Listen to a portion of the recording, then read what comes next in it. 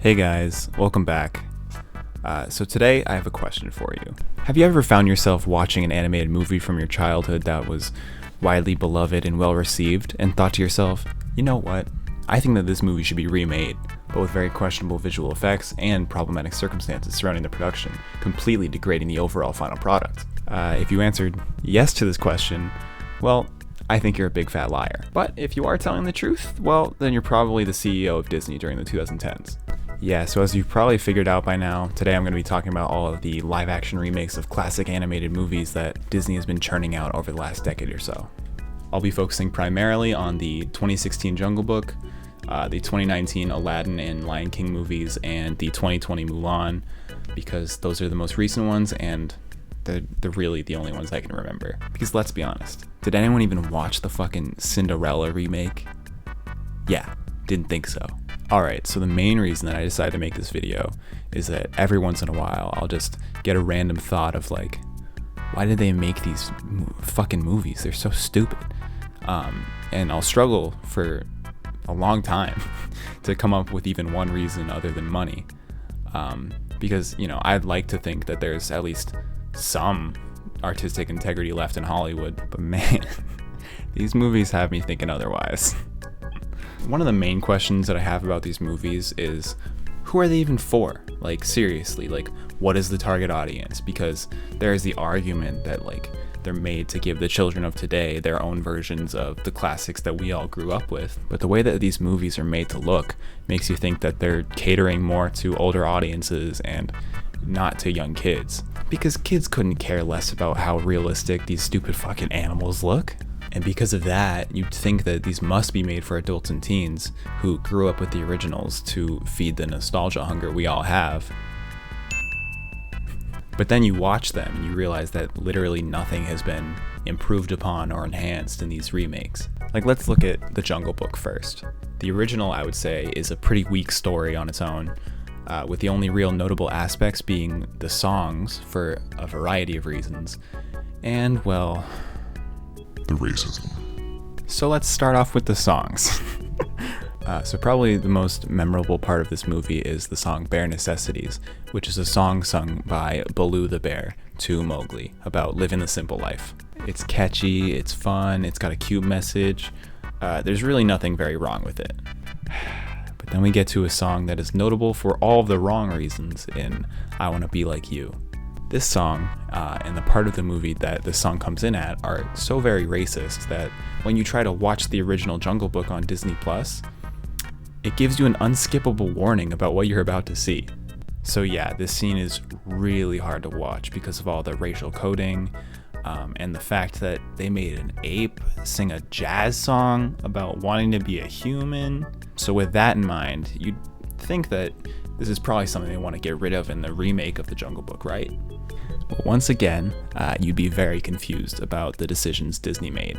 Because instead of doing away with this scene entirely, they just got rid of the part where all of the non-King Louie monkeys and apes can speak and all that, and most of the characterization of the monkeys and apes to be seen as black people.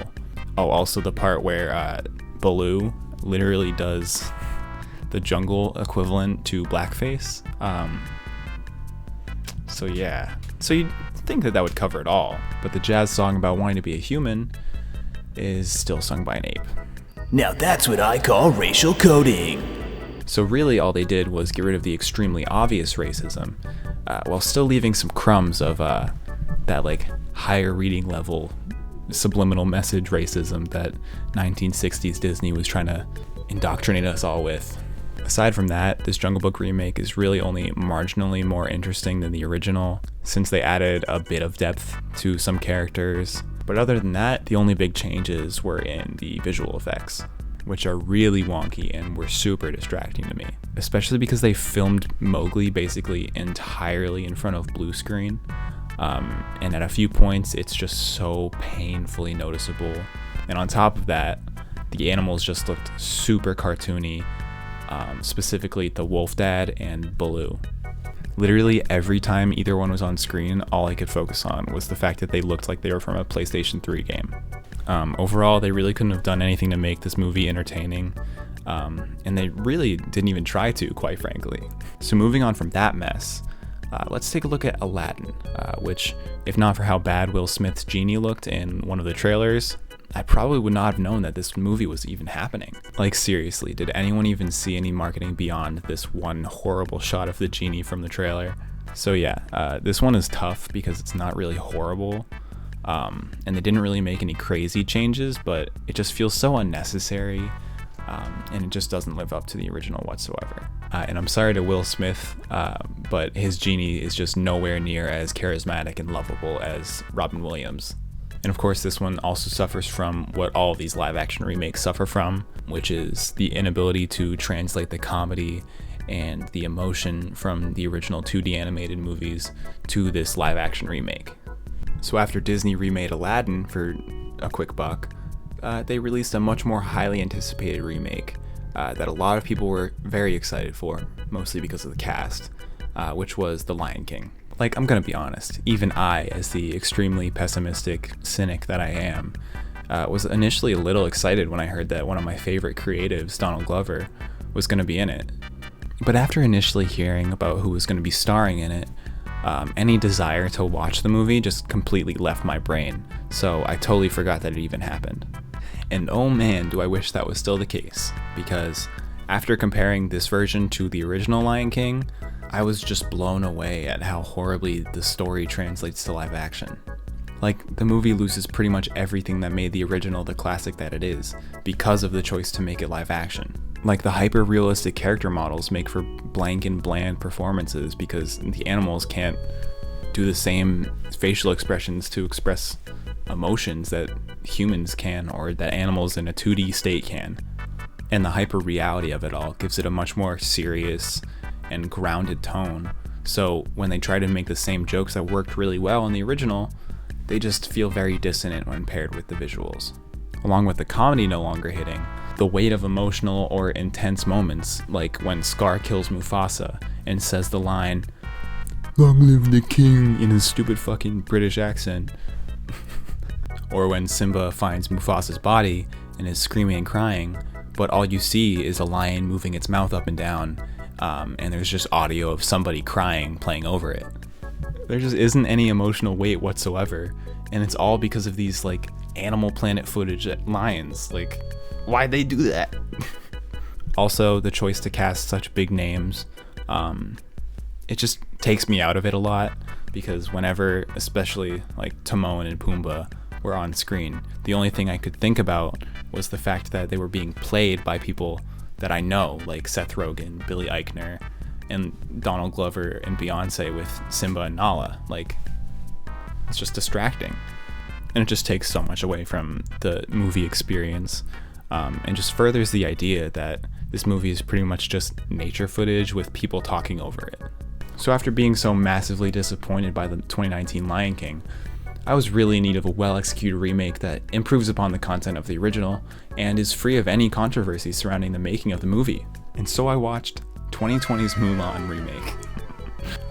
All jokes aside, the 2020 Mulan is a stinky poopy pile of garbage. Basically everything about this remake is terrible or in poor taste. From the changes they made to the story, the live action visuals completely draining the movie of any character and emotion, the fact that they filmed within 7 to 50 kilometers of Uyghur Muslim concentration camps, or the main actress being completely against the people who are trying to fight for independence from China in Hong Kong. It's also just so boring and uninteresting compared to the original. I don't have very much else to say beyond the controversies that this movie was involved in, because the movie was just that boring and mediocre. And with that, I've talked at length about why all these remakes just fucking suck on a thematic and larger scale. But I think I gotta hit on some smaller moments from The Lion King and Jungle Book specifically that made me really want to be, how should I say this? Incapacitated? Yeah, that's the word. So without further ado, here's the lightning round of cursed moments I've gathered. The fact that all of the animals in the Jungle Book can talk, except for these ones, which makes just no sense. This scene.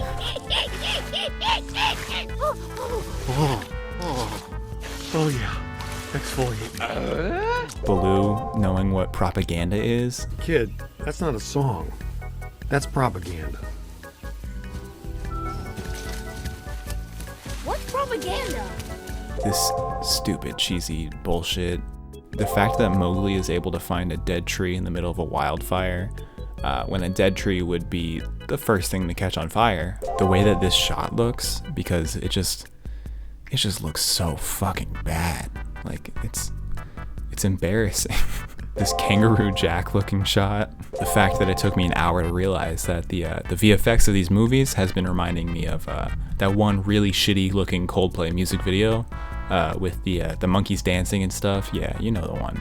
They literally used the fart, like the one that like is blowing up on TikTok and like that people have reverbed. Like they used that one. Or the crickets.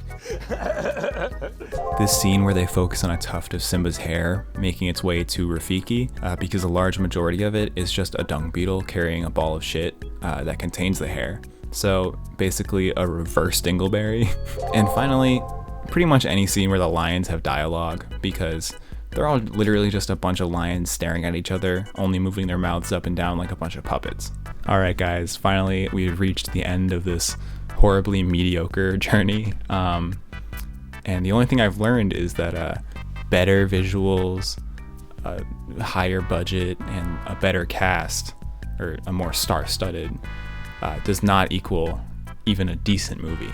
Yeah, all these movies have done for me is confirm what we all know, that the film industry is on creative life support, and that things will only get worse from here if we keep buying tickets to all of these lazy remakes and sequels. But here I am, giving attention to these movies after rewatching them on a paid subscription app that gives money straight to the company that is making all of the movies that frustrate me. So yeah, whatever. I'm a hypocrite. Big fucking deal. I don't know. Just fucking like the video and subscribe and comment. Share this with your friends. I don't fucking know.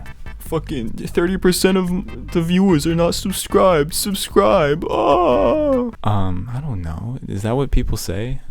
Yeah, I don't know. Okay, bye.